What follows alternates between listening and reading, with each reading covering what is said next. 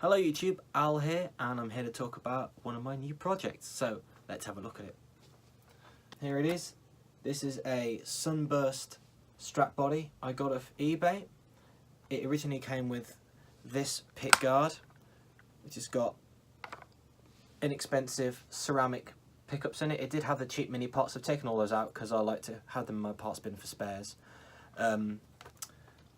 So this body appears to be made of basswood, and you can see from the grain in the neck pocket that it is definitely wood. I'm afraid it's got some really nasty, get it to focus, it's got some really nasty dinks and dents all over it, especially up there. If you can see, that's all grizzled. And where is it? There's one there as well. It's really, I mean, it looked really nice in the picture, and there was one there that you can't really see, but there are a few dinks and dents on the picture. But it's really had the hell kicked out of it in transit. Got all cracks around there that probably need to be glued. So, and there. So, this was, yeah, 21 quid. I contacted the guy when it arrived damaged and said, "You've packed this like a muppet, what are you doing?" And he goes, "Oh, sorry, just send it back and I'll give you a refund." I was like, "Well, I still want to use it, but give me like a £5 off." And he goes, "Yeah, sure." So, got it for about 15 quid, plus a £5 shipping, or 21 quid or whatever. You know, it's alright, about 20 quid. I'm probably going to sell these pickups, to be fair, and that'll put a little bit of money back in my pocket, probably about 15 quid maybe for the set, maybe 10. So that's alright. And again, the pick guard I can use. This is a Fender pick guard that I got second hand because I saw it on the Facebook gear pages and it was really cheap. It does have a hole in it, which annoyed me. It is mint green. I think that's coming up pretty decently on camera.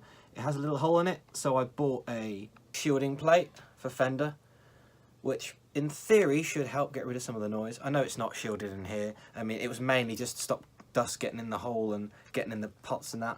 Got nice CTS pots, nice lovely oak Grigsby switch. These pickups are eBay pickups. They're called something like Classic 60s. The same sort of ones from the same seller. I think they're called Pt1s or something like that. Same pickups I've got in my Encore Strat and in the Ratcaster, which I'm going to do a video on next week. So, quite inexpensive Alnico 5 pickups, but I really like them. I prefer them to the ceramic ones. I've tried ceramic single coils before, and I've always found them too chirpy, too brittle, too much clarity. I like a little bit of warmth just to round off the sound, really. Not really very neat work. It's especially through this cavity there, it's all just broken through. It's very weak, but it's clearly, go this way, it's clearly wood. There's no layers of plywood or anything, and I'm happy that it will be solid at least once the neck's sorted out. I believe the body's made of basswood. It is most definitely a veneer. You can tell from the top it is clearly a veneer. So it'd be an older veneer because it does look like the 60s Sunburst Strats, which I believe are made of older. It's not an ash veneer, I don't think. Either way, it's not going to affect the sound because it's so thin, but it's quite pretty. Now, I can't really put this together myself because I haven't got the tools to realign the pick guard. But this is normal, obviously, because it needs a neck. So, let's have a look at the neck.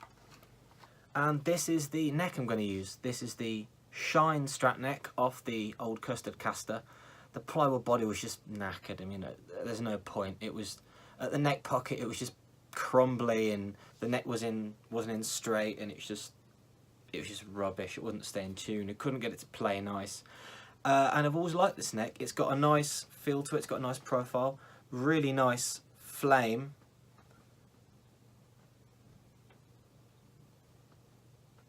So the plan is to fix this to the body. Now, it does actually fit rather nicely. It does actually fit into this quite nicely, even though the holes don't line up, so they will need drilling and filling. You look at the neck pocket, there's no gap there, and it looks really good from the front, like it was made to be. I'm going to get rid of the Shine logo because it's not a Shine anymore. It's a Partscaster. I don't like things being... I don't like the idea that if I sold this or it got stolen or something, it would be sold as something that it isn't. And this is a hybrid bastard machine. I mean, God knows what brand the body is. Don't ask me, I have no clue. These are unbranded, you know. But I want it to look nice. And this is a nice neck. It needs a bit of fret work. They're a bit worn, especially around the first fret. But it's going to be a lovely little player. I have some vintage style tuners that will be fit to this.